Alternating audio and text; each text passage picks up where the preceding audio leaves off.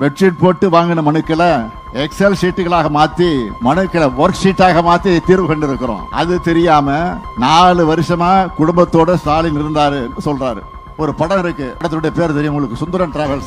அந்த மாதிரி பஸ் எடுத்துக்கிட்டு கிளம்பிட்டாரு. இப்போ அந்த பஸ்ல இருந்து புகை வர்ற மாதிரி இப்ப ஒரு வாயிலிருந்து பொய்யும் அவதூறுமா வந்துகிட்டு இருக்கு. விரக்தியில என்ன பேசுறதுன்னு தெரியாம தமிழ்நாட்டு மக்கள் உங்க மேலேயே குற்றச்சாட்டு வைக்கிறார். 1000 ரூபாய்க்கு ஏமாந்துட்டீங்களே, 1000 ரூபாய்க்கு நீங்க ஏமாந்து போயிட்டீங்களே. மக்கள் ஏமாறல, பாஜகவை நம்பி நீங்க தான் ஏமாந்து போயிருக்கீங்க. அவரு எனக்கு டாடா பை பை சொல்றாராம். மாண்புமிகு 10 தோல்வி பழனிசாமி அவர்களே, 2019ஆம் ஆண்டிலிருந்து தமிழ்நாட்டு மக்கள் தொடர்ச்சியா உங்களுக்கு டாடா பை பை சொல்லிட்டு தான் இருக்காங்க. இந்த தேர்தலில் உங்களுக்கு நிரந்தரமா குட் பை சொல்லிட்டு போறாங்க. ஒரு காமெடியில வரும், ஒரு திரைப்படத்தில் வரும், அதுக்கெல்லாம் நீ சரிபட்டு வரமாட்ட. அந்த மாதிரி மயிலாடுதுறை மாவட்டத்திற்கு தமிழ்நாட்டின் முதலமைச்சர் என்பதோடு இந்த மாவட்டத்தினுடைய மருமகன் என்கிற உரிமையோடு உங்களில் ஒருவனாக நான் இங்கே வந்திருக்கிறேன்.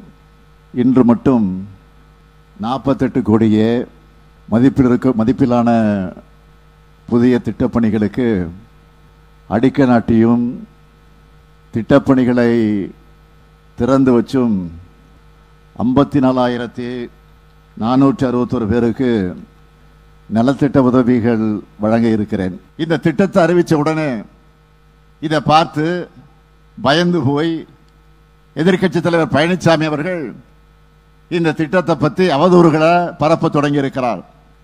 அவரே போதும், இந்த திட்டத்தில் எத்தனை சேவை இருக்கு, என்னென்ன செய்ய போறோம் அப்படிங்கிறது சொல்லியிருக்காரு. மொத்தத்தில் விமர்சனம்ங்கிற பெயரில் நமக்கு விளம்பரத்தை எடப்பாடி பழனிசாமி செய்து கொண்டிருக்கிறார். அதற்காக நன்றி. ஆனால் இந்த திட்டத்தை அவரால் தாங்கிக் கொள்ள முடியல. அதனால்தான் வாய்க்கு வந்தபடியெல்லாம் பேசுகிறார். தேர்தலுக்கு முன்னாடியே ஊரா போய் ஒரு பெட்ஷீட்டை போட்டு உட்கார்ந்து மனு வாங்கினார ஸ்டாலின். அதெல்லாம் என்ன ஆச்சுன்னு அதிமேதாவி மாதிரி பேசுறாரு.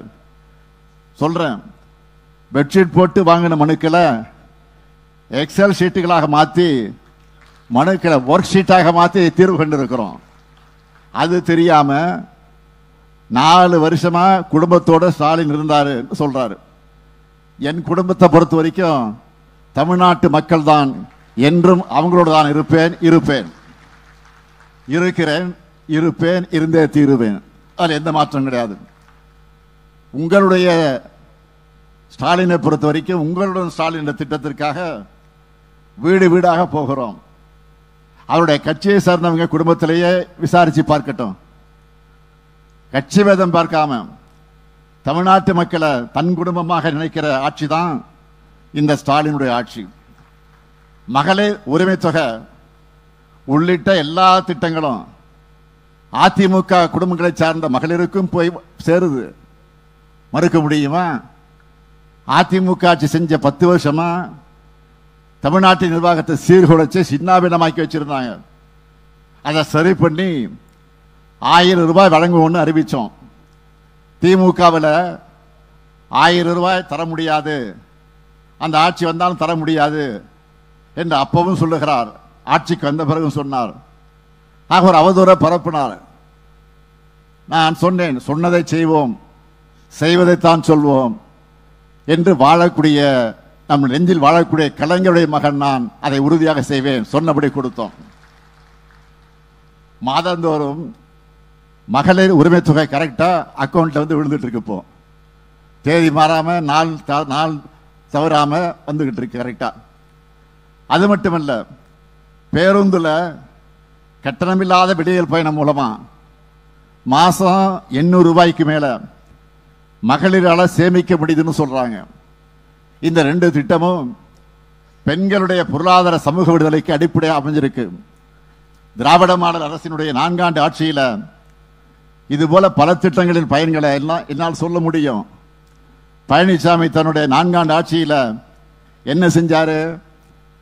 இதே மயிலாடுதுறையில் நாம் சிலை அமைச்சிருக்கக்கூடிய மூல ராமாமிர்தம் பெயரிலான ஏழை பெண்கள் திருமண உதவி திட்டத்தை 2018ஆம் ஆண்டோடு நிறுத்தினவர் தான் பழனிசாமி. மாணவர்களுக்கான லேப்டாப் திட்டத்தை நிறுத்தினவரும் அவர்தான். அவரு எனக்கு டாடா பை பை சொல்றாராம். மாண்புமிகு 10 தோல்வி பழனிசாமி அவர்களே, 2019ஆம் ஆண்டிலிருந்து தமிழ்நாட்டு மக்கள் தொடர்ச்சியா உங்களுக்கு டாடா பை பை சொல்லிட்டு தான் இருக்காங்க. இந்த தேர்தலில் உங்களுக்கு நிரந்தரமா குட் பை சொல்லிட்டு போறாங்க. மக்கள் இனி ஒருபோதும் உங்களை நம்ப போறதில்லை. அட ஏன் உங்க கட்சிக்காரங்களை தேர்தல் களத்தில் உங்களை நம்ப தயாரா இல்லை.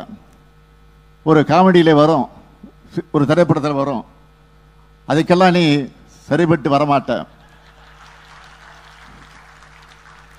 அந்த மாதிரி அவங்க ஒரு முடிவுக்கு வந்துட்டாங்க. இதை தெரிஞ்சுக்கிட்டு போலியா ஒரு பிம்பத்தை உருவாக்க ஒரு படம் இருக்கு. படத்துடைய பேர் தெரியும் உங்களுக்கு, சுந்தரன் டிராவல்ஸ். அந்த மாதிரி பஸ்ஸை எடுத்துக்கிட்டு கிளம்பிட்டார். இப்போ அந்த பஸ்ஸில் இருந்து புகை வர்ற மாதிரி இப்போ ஒரு வாயிலிருந்து பொய்யும் அவதூறுமா வந்துகிட்டு இருக்கு. மக்கள் உங்களை நம்ப தயாரா இல்லை.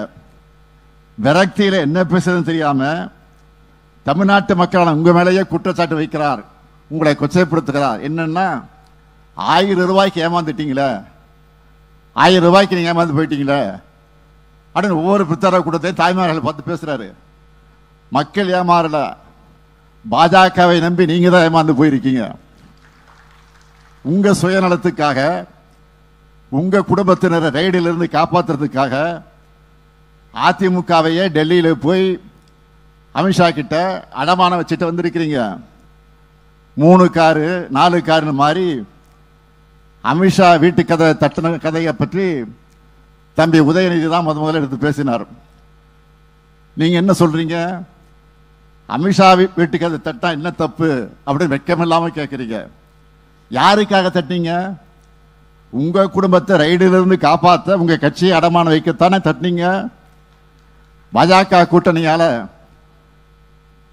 கூட்டணியால தான் 2021 சட்டமன்ற தேர்தலில் நாங்க தோற்று போனோம்னு நீங்களும் சொன்னீங்க.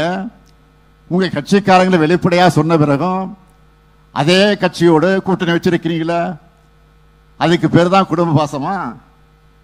உங்க குடும்பத்தை காப்பாற்ற கோடிக்கணக்கான தொண்டர்களை கொண்டிருக்கக்கூடிய இந்த கட்சியை டெல்லியோட சதுரங்க வேட்டையில சிக்கி அடமான வச்சுட்டீங்க. உங்க சொந்த கட்சிக்காரங்களை நம்பாத நிலையில தமிழ்நாட்டு மக்கள் நம்பி ஏமாற தயாராக இல்லை. மக்களை பொறுத்த வரைக்கும் ஸ்டாலின் கையில தமிழ்நாடு பாதுகாப்பா இருக்கும். சுயநலத்துக்காக எந்த அந்நிய சக்தியும் ஸ்டாலின் தமிழ்நாட்டுக்குள்ள விடமாட்டார், தடுத்து நிறுத்துவார்னு நம்பிக்கையோடு வாக்களிச்சாங்க. அந்த எதிர்பார்ப்பை, நம்பிக்கையை உண்மையா உழைச்சி இந்த 4 ஆண்டு காலத்தில் நான் காப்பாற்றி இருக்கிறேன்.